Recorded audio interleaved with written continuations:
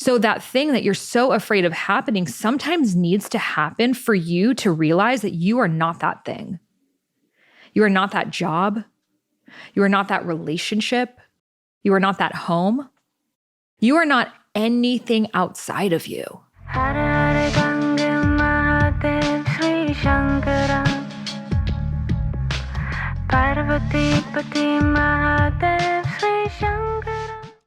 Hi, it's Sahara Rose, and welcome back to the Highest Self podcast, a place where we discuss what makes you your soul's highest evolvement.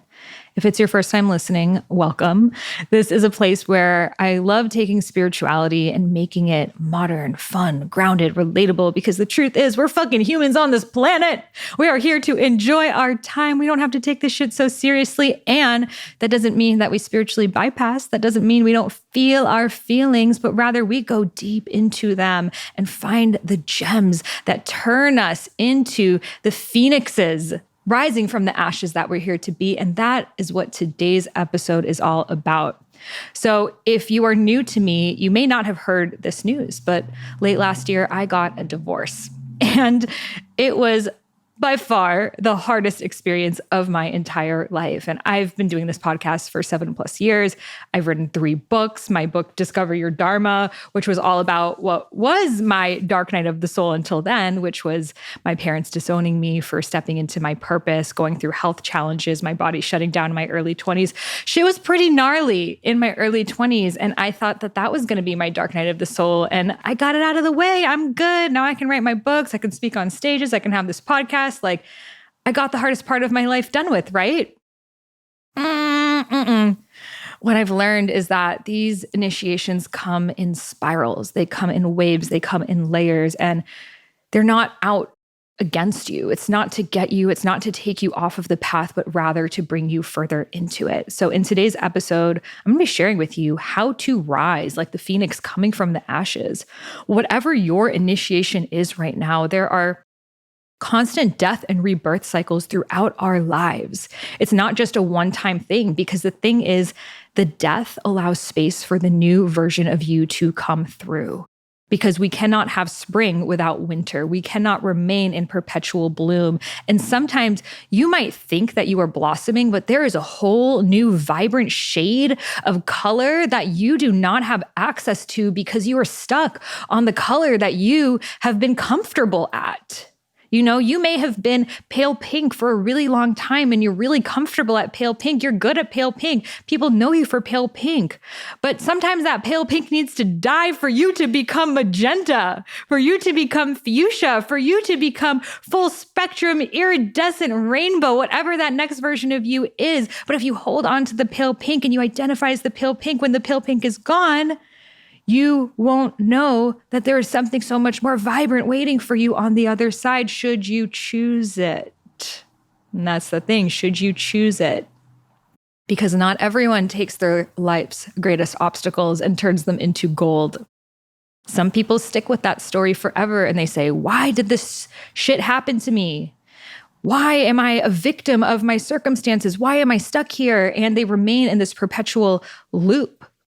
And they identify as the trauma rather than using it as the very nectar that it's here to be, here to catalyze and usher you into this new way of being. But you gotta walk the path. You gotta go into the fire for this to happen. So I'll be sharing with you more of how I did this and really what it means to be this phoenix rising from the ashes.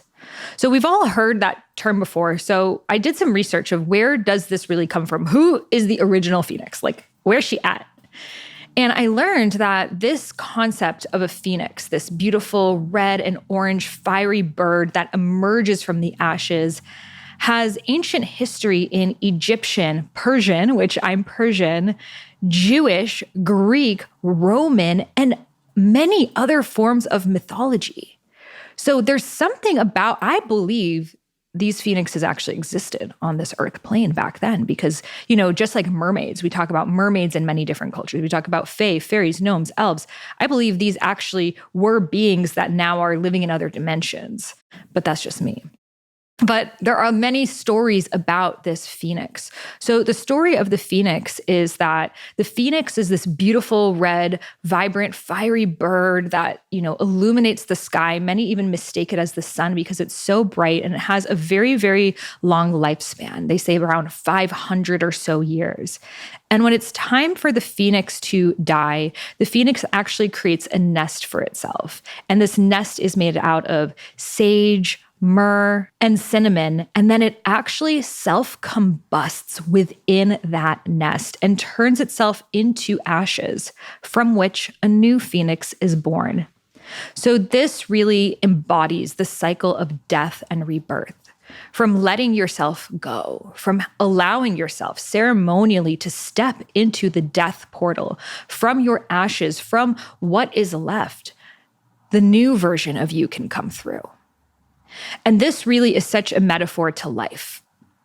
In my own journey of navigating this divorce, which was by far the most painful thing I've ever gone through, when I was in my death portal, I could feel the parts of me that wanted to be at rebirth already, that were ready to be on the other side, ready to share my wisdom with the world, ready for this to be part of my past rather than my present moment. And on a deeper level, I knew the more that I let myself die, fully just die. And when I say die, I mean all former identities of me go to the dust. The different roles that I played, the different belief systems that I had, the different structures, such as the patriarchal Middle Eastern upbringing that I was raised with, such as my identity as a wife in this way, such as only seeing my life with this person. All of these parts of me needed to fully die.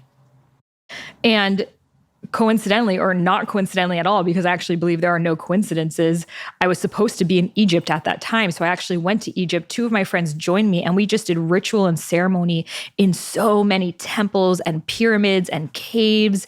And I allowed each layer of me to die even further. In fact, I became kind of obsessed with death. I was writing a lot of poems about death at this time because it became my ultimate muse. And this was never something I was really drawn to, for example. Before, I was kind of someone that was yeah, I know death, but I never had a huge experience with death of someone very close to me. My grandparents had died, but I never had a parent or a sibling or someone very close to me die. So I had never really dove in fully into the spirituality of death until this process. And this process made me realize how sacred and important and initiatory death is. Because when we allow that version of us to die, we create that space for that next version of us to come through. So what does that look like? It looks like questioning, how did you even end up in that situation in the first place? Because on a higher realm, I do believe that our souls choose our unique paths and experiences. And I believe that all experiences are here to serve us. And everything, every emotion that we feel is actually medicine for our souls. So let's say you talk to someone and you really like them and they reject you. That rejection was the exact medicine that you needed to sit with and to ask yourself, when was the first time I felt rejection? What does that feel like in my body? When I go back to that moment, what am I still storing onto from there? What identity have I created around I am not good enough? I am not worthy?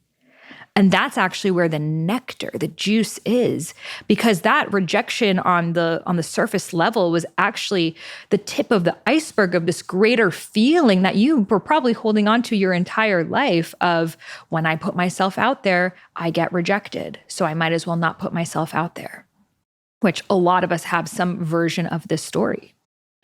So letting yourself die is looking at, how did you end up in that situation, following those threads, asking yourself, when was the first time I felt this way? Maybe a specific memory comes up, or maybe just, a time period in your childhood comes up. Ask yourself then, what did I make this mean about me? What story did I create around it? Because as children, we look at patterns in our lives and we create stories. So you may have created a story that when things are really good for a period of time, they're going to turn really bad. So you might as well just brace yourself, because things can't go well for too long. So you might as well just start preparing. And that might be your story that shows up, that then when things are going really well in your life or well in your relationship or well in your career, you self-sabotage it because you're looking for the other shoe to drop. And this becomes your story throughout your life, that then because you do that, you actually manifest it as your reality, which then makes the story even stronger of, see, that time things were going well and then something bad happened, and that time and something bad happened, but it's actually you because of this belief that makes the bad thing happen. So do you see how your beliefs are actually causing you to take action that is then strengthening that belief? Even though you don't want that belief, you never cognitively agreed to that belief, but on a subconscious level, at some time in your childhood, it made sense to you. Because you're listening to Highest Self Podcast, I already know you are someone that is committed to your spiritual growth journey. You are someone that dives deep. You are someone that asks big, meaningful questions. You're someone that doesn't want to be at the shallow end of the pool, but wants to dive all the way in. And likely you've been feeling that your career really needs to be in alignment with your whole self, that you're sick and tired of having one version of you that's at home and another version of you at your job, but you're really wanting to integrate the two so you can be paid for your gifts. You can be paid to be you. You can be paid for your wisdom and actually be using your time creating a positive shift in humanity. Well, if I'm speaking to your soul right now, I invite you to come join us at the Dharma Coaching Institute. This is my school that is the world's first and only school that certifies soul, purpose, and spiritual life coaches. So over our 6-month journey together, you're going to learn everything you need to become a coach. I'm talking about how to ask people questions, how to hold space, the exact forms and contracts that you need.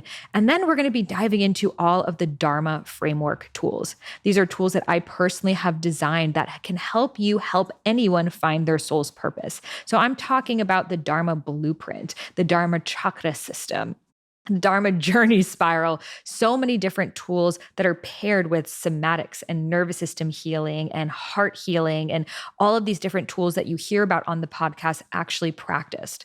And then in our last 2 months together, we dive into all of the business training. So how do you price your offering? How do you structure it? How do you build a podcast, grow on social media? I share with you all of these things alongside my business partners, Neetha and Ajit, who are masters in their field, to co-create this experience that will take you from maybe not fully knowing your soul's purpose to actually having a career as a soul purpose coach, helping other people find theirs. We've graduated over 1,500 students and have hundreds of coaches around the world hosting retreats, creating online programs, working with celebrities and moms and veterans and everything in between. And this really is the forefront of where coaching is heading, because the truth is, right now, people are wanting to shift. They are knowing that living the same day over and over again is not serving them, and they are desiring to step into their purpose. And that is where you come in as a purpose coach. So if you're interested, you're curious to learn more, we have plenty of free workshops coming up, different experiences, so you can actually come on a Zoom call with me and feel what it's like to be in Dharma Coaching Institute. So head over to dharmacoachinginstitute.com. That's DHARMA Coaching Institute.com. You can find that link in the show notes, learn everything there, and come join us in our spring class, which is open right now. So we only open doors twice a year. So if you're listening to this right now, that means doors are open for enrollment. So head over to dharmacoachinginstitute.com to learn more and sign up to join us in our spring cohort. And I can't wait to see you there. So we must look at the underlying beliefs that brought us into that situation in the first place. You know, the situation might have been, I can't expect that much from men because no man is ever going to be able to emotionally meet me. The evidence may have been created from your father not being able to emotionally meet you, or your mom, or anyone. So now you have this belief of, well, I might as well not even try to have really deep emotional connection with men because every man is pretty blocked off emotionally. So let me not even try to go there because I already know I'm going to be let down. So let me settle with men who don't emotionally meet me. And then what happens? You end up with these men, which strengthens the belief and puts you in the exact situation that you did not want.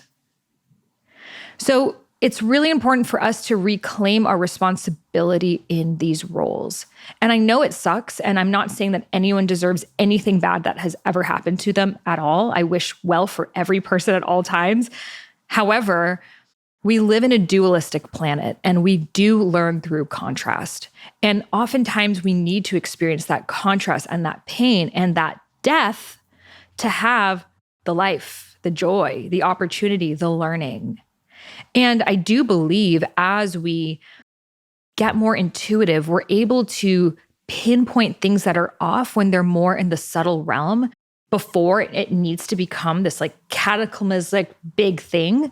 But sometimes it needed to be as big as it was for you to take action. And God, your guides, the universe, spirit, whatever you want to call it, knew you would not have done anything about this if it was not as drastic as it was. So if things are really drastic, thank you.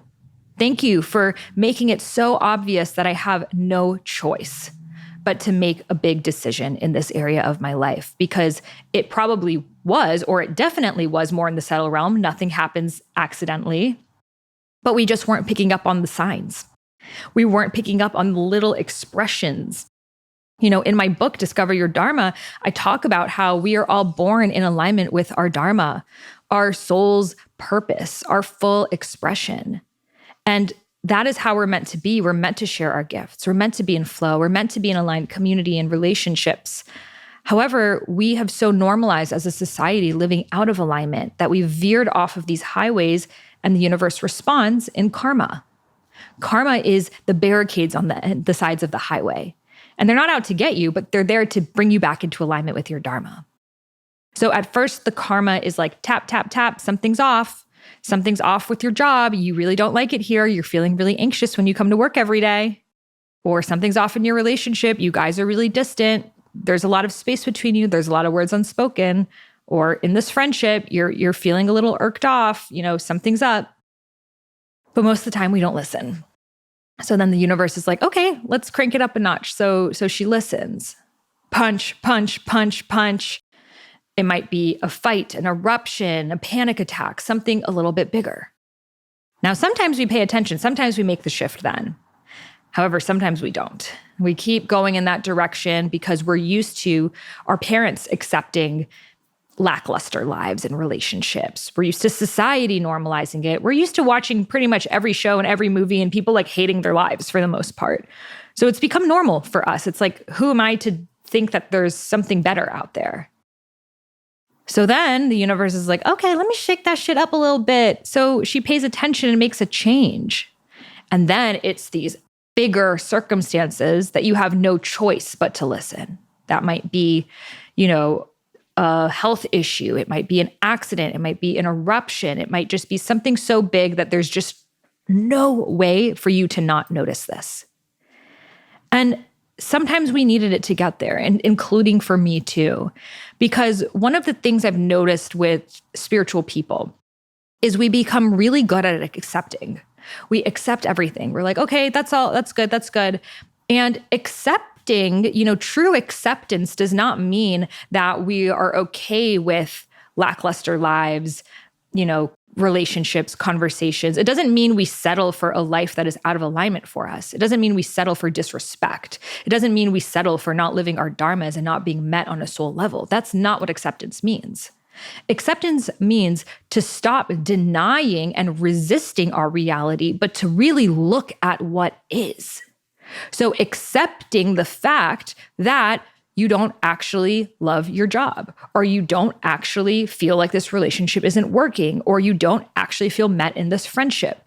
The acceptance is to stop living in denial and to be honest with yourself and accept this is where it is right now. I'm not resisting it. I'm not denying it. This is just where it is, and I accept that. And from that place of acceptance, of being clear, then you can start taking aligned action to change it. But acceptance doesn't mean you're stuck there forever. And I think that this is really important because a lot of us spiritual people, we cope and we put up with a lot of things that we don't need to be because we're so good at going with the flow. And we're so good at making everything work. And we're so good at not having a problem and taking it easy and, you know, doing all the work within ourselves so we don't expect other people to do the work. And sometimes What the medicine we actually need is to speak our truth and to have boundaries and to say, no, I'm actually not going to tolerate this anymore. And when you actually cross that threshold of, no, this is how I will and will not be treated with love and respect, that's actually when the true death cycle can begin. But if you're still holding on to those former ways of being, of making your family proud and getting validation from them, of going with the flow for everyone else to not ruffle people's feathers, if you're still holding on to those old patterns, you're not going to have this big phoenix rising from the ashes moment because you haven't allowed yourself to fully die. And what I noticed for me is, for me, the relationship ending was the catalyst. But then a lot of other patterns that I had going on underneath that started coming to surface. I just became so much more aware of my word and like every word that I am using. And is it true? Just for example, if you're laughing, instead of saying I'm dead, I'm like, I don't want to say I'm dead. Why would I say I'm dead? Isn't that kind of strange that in our English language now people are like, dying, I'm dead, deceased. It's like our words are our wands. I'm not going to say that. I'm not dead. I'm alive. I'm fully alive in my full spectrum. So I became much more aware with my words, which transitioned into my relationship with my family. Before I would have kind of conversations with my mom and, I wasn't really in my full truth and it was just a little bit still on the surface. And after this, it made me realize like full transparency or bust. Because I'm not going to live my life wearing a mask and having these like fake ass conversations. It's like, I'm going to share with you my fucking soul and bleed on the paper. And if you take it, love it. If not, love it too. But I'm not going to wear this mask anymore. And that actually really strengthened our relationship. Of course, it came with confrontation. But when you make these big shifts, of course, there's going to be waves that occur because that person was used to you operating from a certain way. It was used to relationship having a certain texture. So when you change it up and by the way, any moment is an invitation to do things. You might have been friends with someone for 20 years and be like, you know what, this dynamic needs to shift for me to feel really good in it for where I'm at right now. And that doesn't mean that you're selfish, but it actually means you want to show up more fully. Being selfish is to pretend that everything's okay when it's not and having separation between you and that person. But truly caring about someone is sharing your heart, even when it's vulnerable, even when it's scary, even when you can face rejection from it, because you know that full truth is the only way forward. And that's actual love. Love is not bullshit. Love is not, I'm going to be this micro version of me to satisfy you, or I don't want to shake shit up too much, so I'm going to hold back. That's not love. Love is I'm going to speak my truth and radiate my full expression and show you all parts of me because I know that's going to give you the permission to do the same. And I want all parts of you too. And there's so much beauty when we can like unveil those like layers of dishonesty and these little micro lies that we say on a daily basis. And we can be so just vulnerable and truthful and authentic, which makes us more alive, which makes our relationships and our work and everything so much more rich and juicy. Like I feel on the other side of this death, just so much more alive than ever before. I'm like, within one day, I saw my dog yesterday for the first time in 4 months because I've been traveling for the past 4 months. And I saw my dog walking through the door. I'm just like crying. And then I'm like laughing. And then I'm like doing karaoke. And I'm like, I just feel so much Shakti, life force energy, that divine feminine juiciness. And it's so seductive. Like, for myself, of like this richness and this texturedness and this heart being blasted wide open, that I'm like, full fuck yes, I have blood coursing through my veins. I have emotions. I have a heart. I have a womb. I have this ability to create and connect and to channel and to transcend and to deepen. And fuck yes, I am alive. And before, I thought I was alive. You probably think you're fully alive. And there are deeper levels of aliveness for me too. But we can't access them unless we allow for the death of our former selves to occur. And that death comes with being really honest with yourself of all of the ways that you are not living your full truth. And if you're wondering, well, I don't know, I think I'm living my full truth fully. Okay, I want to ask you, what is your biggest fear? What is your biggest fear that could happen in your life? And sometimes if you would have asked me this 6 months ago, what's my biggest fear? I don't even think my marriage ending would have even come to my mind. It wasn't even on my mind. But I would say once it happened, it was for sure my biggest fear. It felt like a living nightmare. So that thing that you're so afraid of happening sometimes needs to happen for you to realize that you are not that thing. You are not that job. You are not that relationship. You are not that home. You are not anything outside of you. And sometimes those things that you are holding on to, that you have attached your perception and your identity to so deeply, need to be stripped from you so you can realize that you are not that.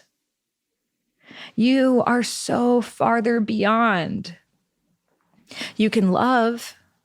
You can even have attachments, but don't hold on to them too tightly because life is unpredictable.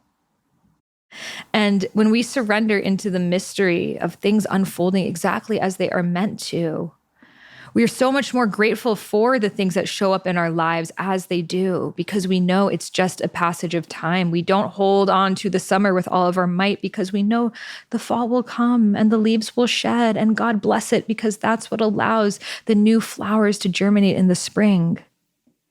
So bless it all. Bless the transitions, bless the underworld, bless the shadows, bless the initiations, because that's what allows us to soar like the phoenix, full flamed, fully embodied in our queen sovereign energy.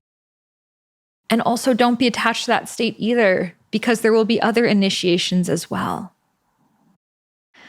So from this death cycle of really being aware of what are the patterns, the beliefs, the things that have brought me to this situation now, and am I really willing to let go of them, which requires tough conversations, which requires taking action. Maybe it's quitting a job, leaving a relationship, moving, doing the hard thing, the biggest fear. Maybe it's stepping into your living nightmare, but knowing that it's not going to be like this forever. You know, when I was 23 years old, going through my first dark night of the soul, and at that time I had really bad health issues. I didn't get my period for over 2 years. And when I went to doctors, they told me my body had gone into perimenopause. So I stopped producing estrogen and testosterone. They told me, you know, you're probably going to be have osteoporosis by the time you're 50, probably never going to be able to have kids, and you're probably going to have to be on hormone replacement therapy for the rest of your life. And it was a really scary time because I was going to so many doctors and they just, you know, kept prescribing me more prescription medication, but not telling me what was wrong. And at the same time, I really wanted to write this book on Ayurveda, which is the world's oldest health system, and the sister science of yoga. But I didn't know how to get a book deal. I never met an author. I didn't know how to make money doing this. It felt like this faraway dream. And my parents were telling me, you're crazy. This is never going to happen. You're like trying to be a starving artist. You're never going to make money doing this. You need to get a normal job. So it was like my health was being challenged, my relationship with my parents, which I realized so much of my life was to get their validation and their approval, and not also knowing what was on the other side for me. I didn't have any evidence. I had never made a book or really anything happen yet. I was 23 years old. And it just felt like, okay, I don't know where to turn right now, because if I try to get a normal job or be a real estate agent and do what they want, part of my soul is going to die that I don't want to kill. The part of me that has hope, the part of me that is creative, the part of me that knows there's something bigger, that's not the part of me I want to kill. The part of me that needs to die is the part of me that's still living for external validation and approval, that wants the pat on the head, that wants the you're safe, or this is the guided path, or you're guaranteed to make it if you do this. That's the part of me that needed to die. And it wasn't easy. It took my dad literally telling me I was dead to him for me to decide, oh shit, I only have one lifetime. And if I don't create my own reality, then guess what? Someone else will. And I knew I didn't want to live a life like my dad. I didn't want to take advice from someone whose life I was not inspired by. Again, I didn't know whose life I was inspired by, but I knew it wasn't that. And I started to meet different people, in Bali and different places, and seeing that they were creating their own career paths as spiritual life coaches and, doulas and tantrikas and all these things I'd never even seen before. And I was like, wow, you can create a career being yourself and sharing your gifts. And all of them were sharing with me their dark nights of the soul and the moments that they felt like there was nowhere left to turn. And that became their job, basically, to take those challenging moments of their lives and sharing it with other people. And I was like, oh my God, imagine if I could share this moment of my life and help other people, even though I'm not even on the other side yet. But that became my muse. That became my inspiration. So I used to tell myself, you know what? Right now, you're just at the shitty part of your memoir. Just the shitty part. Everyone needs a shitty part, right? It's like, and shit hit the fan and here we are. And I would just tell myself that as things would get worse. And I would be, fighting with my mom and I wasn't sure what to do. And I wasn't making money. I was then living in India in a hut with like rats in it for $2 a night in the back of an Indian restaurant in South India. And like, it was intense. I kept telling myself it's just the shitty part of my memoir. And guess what? It was the shitty part of Discover Your Dharma. So that did actually happen years later. So then here I was now, 8-9 years later, 2022, going through an even shittier part of my memoir. But this time it was like being awake within a dream. Because I just knew it had to become part of the message that I'm here to share. Even though right now it feels like my world is falling apart and I never expected this to happen and I feel so hurt and I feel so betrayed and it feels like God is really testing my limits of how much pain I can hold. And I had to hit a surrender moment where I literally saw black. I was like, oh, I understand the Amy Winehouse song Back to Black now. I never fully got it until then. I'm like, oh, I understand that energy of like real rock bottom. I had never fully been there before. Like that energy, maybe you felt it before of just like, Jesus, take the wheel. Like, I don't know. I do not know what to do at this point. And when I hit that moment of just full surrender, I knew the word surrender before, but I never really understood what it meant until that moment of just like, I give myself to you. God, show me the way. I am listening. I am fully here. I, as a human, have no idea what to do next. Show me the path.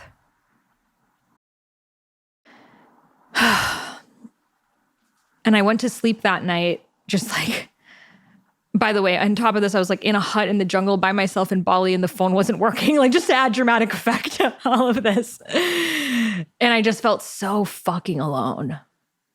So alone. And so not the way that I thought my life was going to go. Maybe you felt that too.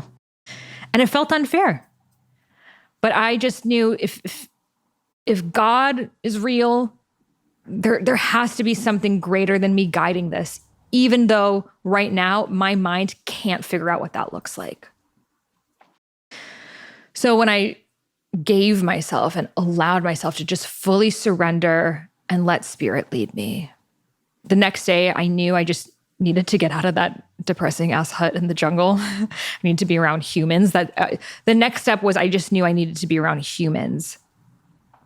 And it was like a holiday week in Bali and there were so many people and every hotel was booked. I didn't even know where to stay. And I ended up booking a random hotel and turns out some friends that I knew were there that I didn't even know were there. And then they started inviting me to things that they were doing and gatherings and we started going to temples and I started going to this water purification temple called Tirtha Empul, which is all about clearing your ancestral karma and the things that we're holding on to. And I started going there and praying and releasing and allowing myself to see the greater picture of this scenario, which was very ancestral, of many layers of patriarchy that has been repeated in my ancestral generations in the past. I come from a history of forced child marriage, and I was not in a forced child marriage, but my grandmothers all were. My grandmother was 11 years old when she was forced to marry my grandfather, who was 27 at the time. And the ways that, sometimes we think our ancestors are like so far away from us and we're totally healed and that was their problem and here we are now. And it made me realize like how close we still are. How something that actually happened to your grandmother was not that far from you at all. In fact, you lived in your grandmother's womb because you as an egg were in your mother's womb, which was in your grandmother when she was in her mother's womb. So we were all actually in each other's wombs. And this is why the maternal lineage is so important, because we literally were all within each other when we were formulating. So I began to recognize just the bigger picture of what was happening here and my role and responsibility to choose sovereignty as a woman in my lineage, the first woman to ever get a divorce.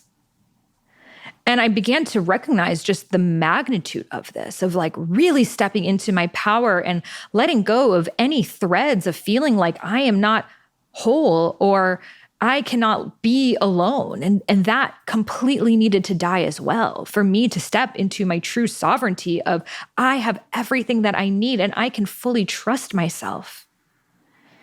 And that the next iteration of my Dharma requires me to step into the unknown because the path that I was on, it served me for that time period. But this next version of me needs to spread its wings like the phoenix from the ashes. And that is the only way for me to share the message that I'm here to share and meet the people that I'm here to meet and create the ripple effects of change that I'm here to that I'm meant to. I would have stayed in that apartment, in that marriage forever had something big not forced me to look at everything that I was not looking at and rise. So I share this with you because sometimes these situations that happen to us are ultimate gifts. And we need to hit that surrender moment to let go of our plan. Let go of the need of the ego to figure it out. And this is the next stage after surrender because your ego is going to want to say, okay, well, what happens next? We need a plan. For me, it was very much like, where am I going to live? I need to sign a lease. And it was like this fear and uncertainty of like, I don't know where I'm going to live. Where's my stuff going to go? Like I was really holding on to that. And every time I would get anxious, I would go back into the where am I going to live little plane. That's where my ego felt important. It was making a big decision there because your ego is going to take something that's uncertain and obsess over it because that's how it can feel itself. Because the ego wants to feel important, it wants to feel like it's helping. So it's going to take something like, what am I going to do about my money? Or what am I going to do about this? And it's going to scrutinize this situation and think about it so fucking much just so it can feel itself. But you got to realize that's not you. That's not your highest self talking. Your highest self does not obsess about these things. Your highest self goes beyond. So those threads of us are us actually trying to find safety by going back to the old version of us. So I could feel very quickly, I was like, okay, let me sign a lease back on the west side of LA and go back to my friends because that's what I knew. But I knew this has the potential to be the greatest awakening of my entire life. Do I want to instantly go back to my former self? Or do I want to take this opportunity right now to spread my wings and step into the unknown and be in the void as long as I possibly can because I know that is where the magic is? This episode is brought to you by BetterHelp. I was just at a family wedding, and there's nothing that helps you see your patterns than spending a few days with your family. I swear, it really helps you just get right in there And I witnessed how much better I was at setting boundaries, at speaking my truth, at just not letting things get to me and truly come to this place of acceptance. And I wouldn't be here if it wasn't for doing therapy. And this is why I'm such a proponent of doing your own inner healing work, because it allows you to look at the world in such a different way and not let the things that used to trigger you bother you anymore. So you can be free, so you can be liberated, and so you can be your fullest expression. So I really recommend BetterHelp because it's affordable. It's something you can do online. You can choose the right therapist for you. In fact, you could try different ones until you find your right fit. It's really convenient. You can even text with the therapist. So it's perfect for someone who's busy, on the go, maybe never has done therapy and is wanting to start right now. So if you are ready to live a more empowered life, go visit betterhelp.com/Sahara to get 10% off your first month. Again, that's betterhelp.com/Sahara for 10% off. And you can find that link in the show notes. So I thought I was going to Egypt for 2 weeks and coming back. And, after dying in Egypt, I went to Dubai and I met these incredible people who I'm going to work with to bring spirituality to the woman of the Middle East. And I know there is a lot more for me there to bring this ancestral wisdom back to the women of my homeland, specifically women in Iran who are being killed right now for dancing, killed right now for listening to music, killed right now for sharing their voices, killed right now for just... I would have been killed right now had my parents not left. So feeling the ancestral thread that brought me back to the Middle East. And then from there, ended up in Bali, fully just healing for a month of ritual and water temples and somatic experiencing and Watsu water therapy and breath work and just feeling and going through the waves and having so many beautiful community members, people who have been friends of mine, and meeting new people and weaving with them and just like beginning to water that new soil that had just been placed. So it's like, first you need to tear the weed out, put the new seed in, water the soil, nourish yourself. And then after Bali, I came back to the US, did some podcast episodes, grounded, and then the journey brought me to Trinidad. So I died, I healed, and then I fucking twerked. And I spent 2 weeks in Trinidad just in full liberation, full expression. Like, I have never danced so much in my life and felt so free, because in Trinidad, the carnival there is, first of all, it's freaking amazing. But everyone is just so body positive, like any shape and size. They're like in thongs, just like shaking their asses on the street. And it's so free. And they're so playful with their sensuality and their expression. It's like someone can come and dance up against you and you're just dancing. And then it's like, okay, bye. Like, it doesn't mean anything. It doesn't mean, oh, okay, or do we need to like talk and have a drink? It's just like playful.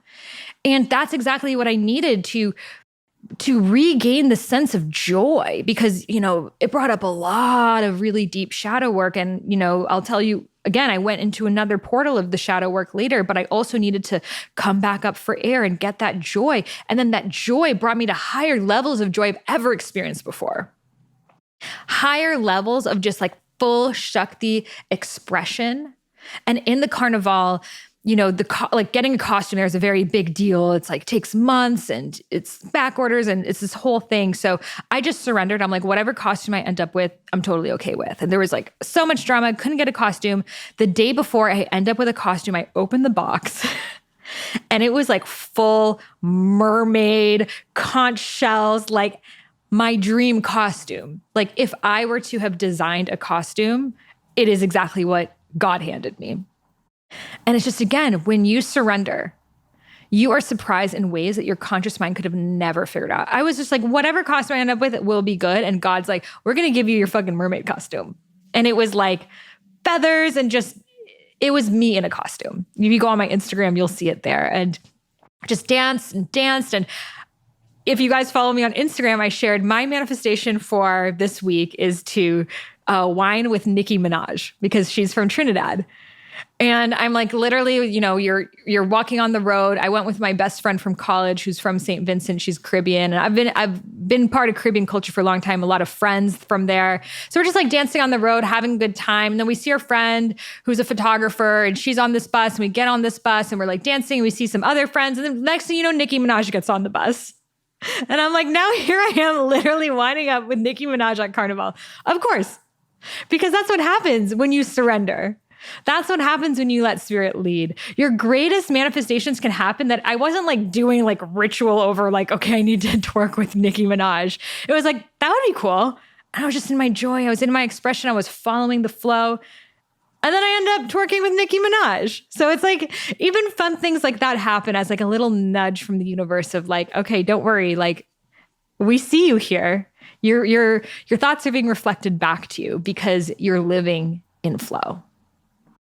So did that. And then the biggest thing that happened was it has been a dream of mine for the past 9 years, since I was 23 years old, the first time I went to Envision Festival in Costa Rica, which is this gorgeous festival in the jungle of Costa Rica on the beach, biodegradable, like incredible mix of like spiritual with like dubstep, with South American reggae music and workshops. And I've been going to this festival for the past 9 years. I've spoken there a few times, and I've always wanted to DJ there. Like the DJs there are on point.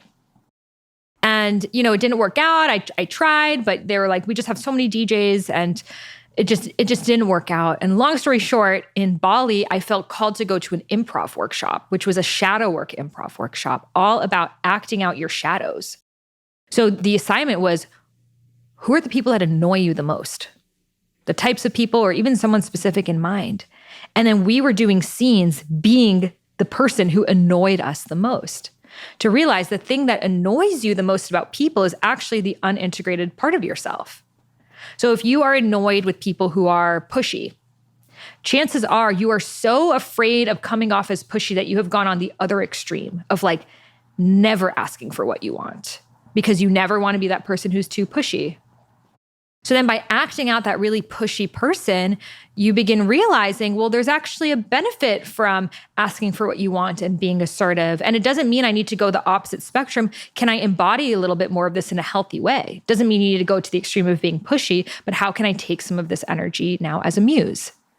Or, for another girl, she was like, I really don't like loud people. For her, she was very quiet, or, all these different things. So I was very called to go to this workshop because I love improv, like you guys know, and, exploring shadow works and consciousness. And then when I was there, I was assigned to this random girl, and we were supposed to dance our life, the story of our life that was happening right now. No words. So I'm paired with this complete stranger, and I am dancing the full death and rebirth of the past few months of this divorce and the unknown and dying in Egypt and coming back to life and not knowing where I'm going to go and the confusion. And, I'm just dancing it. And it's just like the perfect way to meet someone, right? I think everyone we meet, instead of like, hey, how are you? Like, where'd you go to college? It should be like, dance what's happening in your life right now. Because there's so much more depth we can go into by moving our bodies and sharing our expression than like this rehearsed word and the way that we use small talk and these certain things that we say that really are making us stay on the surface level of connection. So I end up paired with this girl. I dance my story. She dances hers. We're like, we need to drop in. We end up having dinner that night with her fiance, and a 5-6 hour long dinner. We're going into the depths of our souls.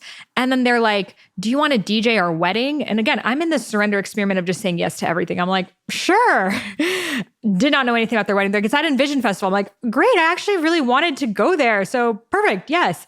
Turns out they had a stage at Envision Festival, and I'm like, perfect. And then I started announcing and more people wanted to come. So I end up like the headline Friday night, 10 p.m. DJ at their stage at Envision Festival. Over 1,500 people show up, and it was the best night of my life. Like, so in flow, so in my power, like so many people coming up to me saying that was the best set I've been to at a festival, period. Because my DJ sets are not your typical conscious DJ sets. I call them Shakti twerk. So I bring in global bass music, tribal beats with like Afro beats, reggaeton, 2000s hip hop, Brazilian funk, Because to me, the hips are where we really store that juiciness. That sacral chakra energy is where we hold on to our creativity, our pleasure, our abundance. The juiciness, the flow of life that we're speaking into is all in the hips. It's all in the sacral chakra. So we can go down there and connect to earth and really feel ourselves. We open ourselves up to higher levels of bliss and joy and just orgasmically feeling the wave of life. So a lot of like ecstatic dance sets, the music's very up here. It's like, ooh, and everyone's like kind of moving their hands. Like, those like spiritual dance hands that everyone does, like, which is fun sometimes. But for me, I want to move. I want to do hip circles. I want to ground. I want to grind. I also want to like let my inner teenager out. That's like, let me see that thong, baby. That thong, the thong, thong, thong. So like I did a remix of that song with like a reggaeton drop and just making it fun and playful because that is why we're here. Like we go through these death and rebirth cycles for the bliss and the joy and the expansion on the other side. But here's what happens often in the spiritual healing community. We get so obsessed with just the death, just the shadow work. Then we're like, oh my God, I got more work to do and more work to do. And then we're in this perpetual healing cycle that never ends. And I am not saying bypass it. Like, trust me, y'all, I've been in the death portal. And right after this, I actually went back into one. However, it's the bliss and the joy and the creativity and the sharing your Dharma and sharing the expression. That's what actually gives you the fuel to be able to make it through the waves. It's like you come up for air, you go back under, and then you're able to hold your breath for longer. You can go to deeper depths, find deeper things because your nervous system feels safe. But if you're in this perpetual, like, oh my God, this is wrong, and I have to heal my entire ancestral lineage and all the shame they've ever held on to and all the rage of all of my past lives, and it's never ending. And you're going to be healing for the rest of your life. By the way, you are going to be healing for the rest of your life. We all are. But it's those moments where you're living your full dharmic expression that makes it all worth it, that you're like, if this is what's on the other side, then bring on the shadow work, bring on the death and rebirth. Let me feel the depths of my pain and suffering because I know I will rise on the other side. It's not about perfection. It's not about, let me heal, heal, heal, so then I can eventually have a good life. You need to make the choice. After Bali, I didn't just end up in Trinidad. I made the choice of this is what I want to do with my energy. This has been on my bucket list for years, something I've always wanted to do. And now this is my time to do it. So you need to make the choice, take the action, sign up for the thing, book the flight to have those peak life experiences that make it all worth it. And then you fill yourself up with so much radiant, iridescent light that then you have so much more capability to feel the depths of the shadow because you're not afraid of it, because you know what's on the other side. So from Costa Rica, DJing this festival, then I went to Sedona.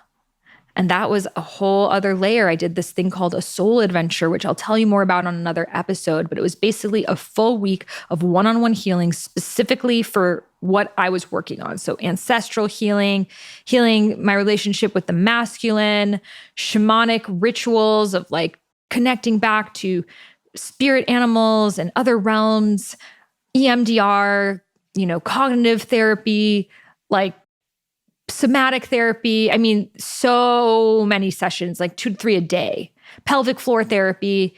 And from that place of now having that stability and that joy in my nervous system, I was able to go to such deeper levels that in that initial really vulnerable state after the death, I couldn't have handled it. Maybe it would have just taken me so low.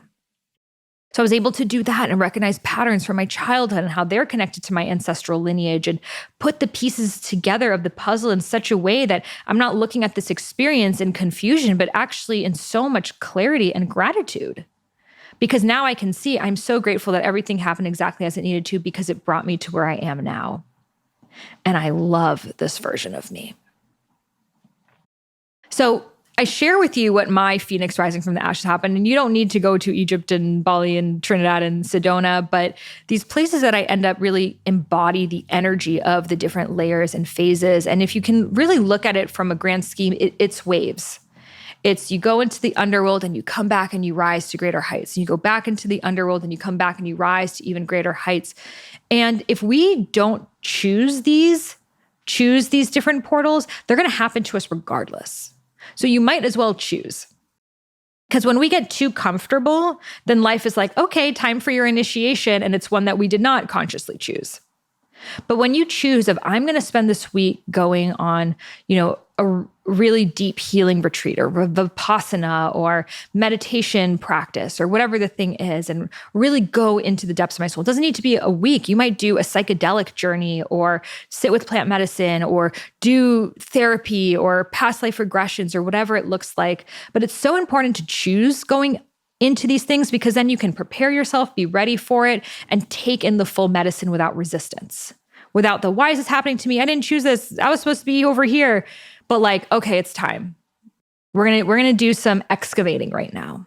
In Egypt, they're always excavating new parts of the desert to see, maybe things moved. Maybe there's something new there that we didn't see before. Same place, they'll excavate it again because they know Earth is alive. And just like our subconscious is alive, there are layers of patterns in your subconscious that you just did not have the safety to access before, that now if you actually do some deep inner work, you'll be able to access. And there are also layers that you will only be able to access a few years from now, but you got to build the foundation. So this is why I highly recommend, and I have been my own guinea pig of this, of all of the practices I've been sharing on the podcast I've been doing, from somatic therapy to, hypnotherapy to pretty much any healing modality you could imagine on planet Earth, I have been doing. And it shows me that the healing journey really works. Because here I am, and I'm still in it and I'm committed to this, and it's a lifelong practice. But it normally takes people years to recover from divorces, traumatic experiences, health challenges. And I have been able to transmute it just at such a more rapid state because I have surrendered into it. Because I'm not resisting it, I'm not ignoring it, I'm not going back to my ordinary life and pretending everything's okay and bypassing it. Like, I am fully committed to healing it. If I wake up and want to cry one day, guess what, bitch? I'm gonna wake up and cry and feel and go back to where it came from. Oh, it's my inner seventh grader. She feels unloved and unchosen and not important because she had a crush on this boy and he didn't like her back. And I will go into that and cry for that girl and bring her back in and do an inner child healing and hug her. And we're going to tell her, we're going to go for a massage and we're going to listen to some Lil Jon. And she's like, yay. Like, I am so committed to feeling. And that's why I can feel this like joy and this radiance that like people just come up to me and they're like, you just have amazing energy. I just want to be around you. I'm like, thanks. I've been working on it. It didn't come coincidentally. It came because I am committed to feeling my full spectrum. And the more I can feel my anger, I did a full rage ritual where I just channeled the anger of all of my grandmothers, these young girls, 11, 12, 13-year-old girls forced to marry an older man, sometimes the second, third, fourth wife of this man. And I let myself just fucking feel that rage of like, how did my father just give me off to this man? And like punching the pill and feeling that rage, because guess what? That rage is living in my DNA, whether I choose to feel it or not. But I can deny it and suppress it, and it will show up some way in my health, show up some way in microaggressions, show up some way in relationships or down the line. Or I can choose it. I can choose to feel it, create a ceremonial practice of right now, I'm going to feel the rage of my ancestors and let myself feel the depths of it. Because then what happens when you fully allow yourself to feel something, it no longer has a hold over you. It washes over you. And then it's like after a baby cries, they go, and they exhale and they release it and they don't have to hold on to it any longer. And then your heart opens so much and you're like, wow, I'm so grateful that I'm able to choose. I'm so grateful I have freedom. I'm so grateful I have choice. I'm so grateful to be fucking alive. And then you feel that other end of the spectrum, which is that full gratitude. So feel your full spectrum. Let yourself be in the different stages. Choose to go into the underworld and also choose to go into the joy, because both of them are conscious choices. They're not going to happen from you sitting on your couch and watching other people live their lives on your phone and wondering why your life doesn't look like that. Was it easy for me in the midst of the most traumatic thing in my life to schedule all these flights and know where they were going and have a bag and checking in a thing and out of a thing? And now was that easy? No, it was not easy at all. And on social media, you see the highs, but you don't see the long car rides and bags missing and stomach viruses. You don't see those things. Traveling does take a lot. Moving takes a lot. Being on your own for the first time, these things take a lot. But that's life. You can't just keep yourself in a cage because you're afraid of the discomfort that happens when you leave it. Because then that cage gets more and more and more confined. And then you're wondering, what was my full potential? And I believe that is probably the saddest thing to live with, is knowing that you didn't live your full potential. That there was so much more juice and purpose and bliss and love out there for you, but you didn't have the courage to move through the discomfort to feel it. That to me is the greatest tragedy. So choose it, feel it, live your motherfucking Dharma. And this is why I created Dharma Coaching Institute, which is the world's first and only school that trains certified soul purpose and spiritual life coaches.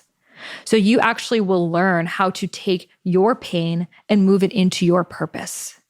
You yourself will move through the journey of the phoenix rising from the ashes. It is a 6-month program where every week you are on live calls, coaching, you are getting feedback, you're on Q&A calls with me every single week. You are going through our tried and proven pathway. We have graduated over 1,500 students, many of which right now are full-time soul purpose and spiritual life coaches, creating their careers out of this.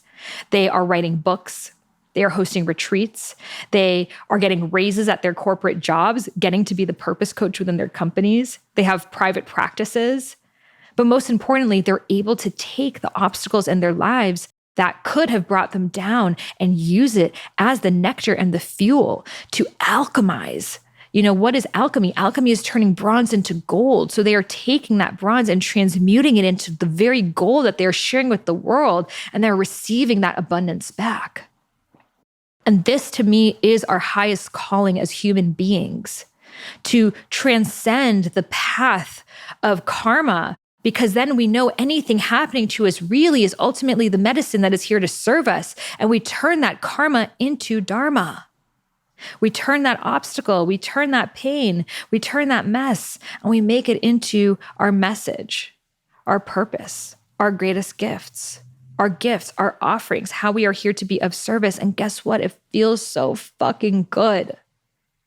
And you are the only one in the world who can share your message and your journey because you are the only one who's walked it. So in this time that people are worried about being laid off and what's going to happen, when you are living your Dharma, you are one of one. You are irreplaceable. There's no one else who can do what you are doing because it's only you who can tell your story in the way, who's gone through the exact life experiences you've had. And those experiences are what someone on the other side is waiting to hear. They're waiting to hear someone like you who comes from where you are, who's gone through what you've gone through. How are you able to go through the other side? And it doesn't need to be the exact story. Maybe you haven't gone through a painful divorce like I have, but you can see yourself in bits of my story.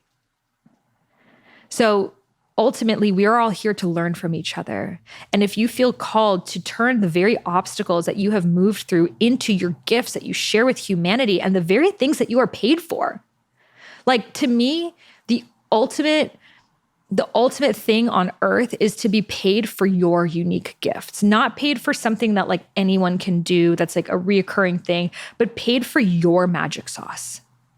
That's like your creativity, your unique perspective, the way that you see things, the way that you share things. That feels so good to like pay your rent with your thoughts, with your consciousness, with your heart. And that's really what living your Dharma is about. It's stepping away from this wounded healer paradigm of, I need to suffer, I need to do everything for free, I need to be the martyr, but rather I get to be abundant. I get to receive. I get to step into my power. I get to do things my own way. You know, For me, I love wearing bright colors and DJing and dancing, and I get to make that part of my career. I'm also a multi-7-figure CEO, and I run big teams, and I create books and podcasts and, go to temples and do deep initiatory practices because I am a multidimensional being, and so are you. And when you step into your purpose, you get to let all of these parts of you come together. You no longer feel the separation of there's me at my work and there's me with my friends and there's me with my partner and then there's me by myself and they're all 4 different versions of me and no one really knows the other version. But rather, it's I am fully me dancing with these different archetypes at all times, and all of them get to come online. I get to bring my motherly energy into my coaching practice. I get to bring my creativity into my business. I get to bring all parts of me, my mysticism into my practicality because they are not separate. They are all what make me, me. And that's really what living your Dharma is about. So not only do you do this for yourself, but you learn the very tools to share this with other people. So we have different methods. It's the proprietary Dharma discovery method, such as the Dharma blueprint, the Dharma journey spiral, the Dharma chakra system. And these are very frameworks that have literally worked with tens and thousands of people, because if you think about it, we have over 1,500 coaches right now who are all coaching hundreds of people each. So there's tens of thousands of people that these practices have worked on. I've even had a stranger from the street. My friend had a sign said, "I will help you find your purpose." And she took a random stranger from the street, brought them to me, and I had 3 hours to help a total stranger find their purpose. I used these tools and she did. We have the video to prove it. So you don't need to be in the dark of okay, I know I've gone through really big things in my life, but how am I going to create a career out of it? And how will I know it will actually help people? And how will I know people will get results? And how do I know it's going to be worth their money and it's going to be worth it for them? How will I know these things? Baby, that's why we created Dharma Coaching Institute, because we guide you step by step. And so you're first doing the tools on yourself, then you're doing it with your other peers in the school as well. Then you're practice coaching with people in your life. Then you're practice coaching with people that aren't in your life. And then you actually take on paid clients. And we guide you step by step on how to do this. So by the end of the 6 months, a lot of our students, most of our students have at least 3 paid clients by the end. In fact, we make that part of the requirement. But many of them are full-time coaching, especially those who are already health coaches, yoga teacher trainers. They have some sort of teaching background. A lot of them are up and running with their coaching business by the end. So it really just depends what you put into it. So you're able to share these. And that's the beauty of passing the torch of I step into my Dharma and I help you step into yours and you help someone step into theirs. And that lighthouse keeps giving. It's like when you light a candle and you have a flame, you give that flame to someone else. It doesn't diminish yours. Yours is just as strong. In fact, it's even stronger because it's being passed along and they give their light to someone else and their light to someone else. And before you know it, you illuminate the world. And this is the mission that we are on in Dharma Coaching Institute. We are here to create a more illuminated world where people are recognized for their gifts, where we honor and celebrate our differences and the unique paths that have brought us there, where your story heals, where you are fully seen and heard and recognized for you, where you get to be you full time and you get to be surrounded by other rainbow sheeps. Sometimes in our family we're the black sheep, so we like to call ourselves the rainbow sheeps. But you're surrounded by other rainbow sheeps, other people who have always felt a little different. But the reason why we feel different is because we are here to create the new paradigm, the new ways of being, the new ways of relating, the new ways of diving deep and not having surface level connections, but really honoring and seeing someone's soul for who they are and everything it took for them to get to where they are right now. I've had a journey to get to where I am right now, and I know you have too. And these journeys get to be shared and expressed because when we throw them to the side, oh, it's not, that really hard time I went through, that's not important. I got to be my professional self now. It's no, that hard time you went through, that challenge is the greatest offering that you can share with someone. Don't separate and compartmentalize that.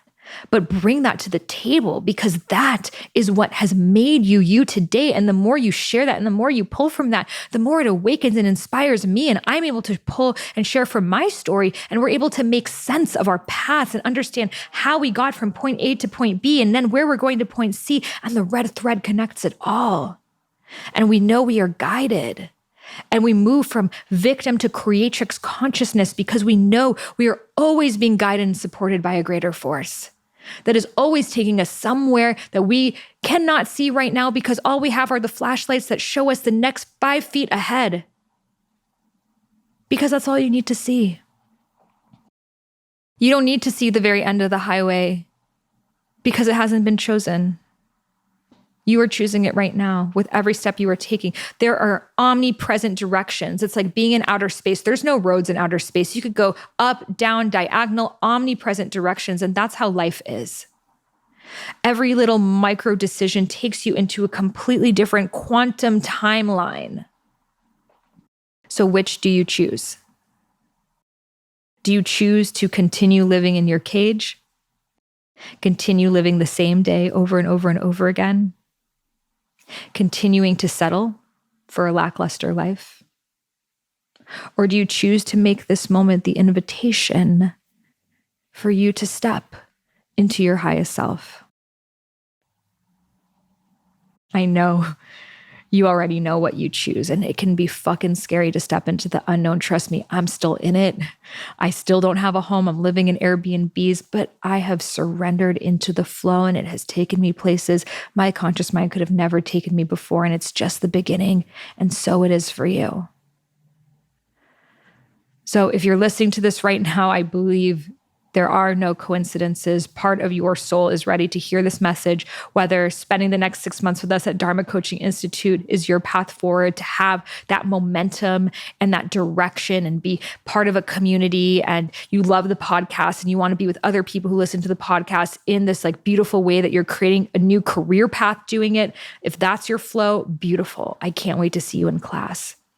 And even if not, maybe this is just one of those little taps and nudges for you to know that there's another way of being that you haven't fully stepped into yet. And I invite you to really sit with what that is and to have the courage and strength to take action on it before something really big needs to happen. Honor the whispers of your intuition before they turn into screams.